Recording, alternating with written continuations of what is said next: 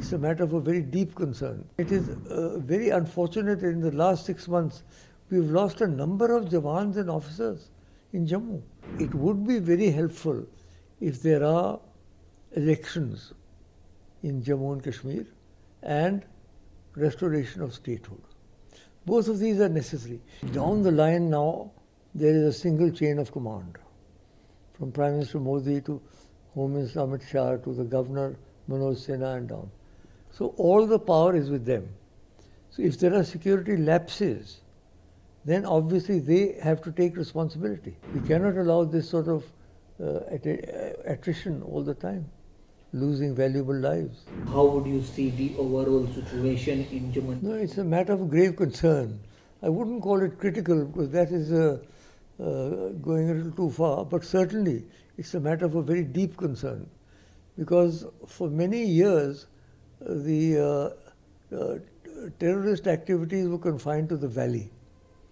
As you know, we had a lot of losses there. That has been tightened now. So now it's very clear that they have turned their attention towards Jammu. And it is very unfortunate that in the last 6 months we've lost a number of Jawans and officers in Jammu. Poonch Rajouri, in Doda, in Hiranagar. So we have to now reorient our strategy to meet this threat. The former Chief Minister of Jammu and Kashmir and beautiful Mehbooba Mufti, or whether it is former Jammu Kashmir Chief Minister Umar Abdullah and Farooq Abdullah, were raising questions on the current situation. They are blaming the policies of current sitting government. How would you see the policies of current government regarding Jammu and Kashmir? So the policies, of course, obviously the policies are to maintain law and order. We wouldn't have a policy which would welcome terrorists. I mean, the policies are always the same, whatever government comes into power. But I think that they're referring to 370 and that, you see, when 370 was finally abolished or run down, whatever, it was said that, ye ab 370 chala gaya, ab koi atankawad nahi hoga. This was said at that time. That has not turned out to be true. So, leaving aside the debate about 370, that's done and dusted. There's no point going over that now. But the fact of the matter is that it would be very helpful if there are elections in Jammu and Kashmir and restoration of statehood. Both of these are necessary. You see, the government is doing a good job. He's working very hard. He and his whole bureaucracy are working. But the fact is that without a government in position, what do the people do? They can't go to the bureaucrats in their houses and talk to them. किससे मिले वो? पहले तो ये था कि अपना MLA था, उसको पकड़ो, मेरे गांव में ये पुल टूटा हुआ है, ये स्कूल नहीं चल रहा है, ये नहीं चल रहा. अब किसके पास जाएं लोग? कोई है नहीं जिसके पास जाएं.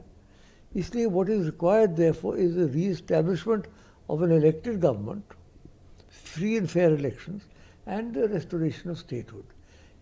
After all this is done, then only can we say that normalcy has been restored. Meanwhile, fighting the terrorists on the ground, of course, is the responsibility of the government now, because they have all the power they need.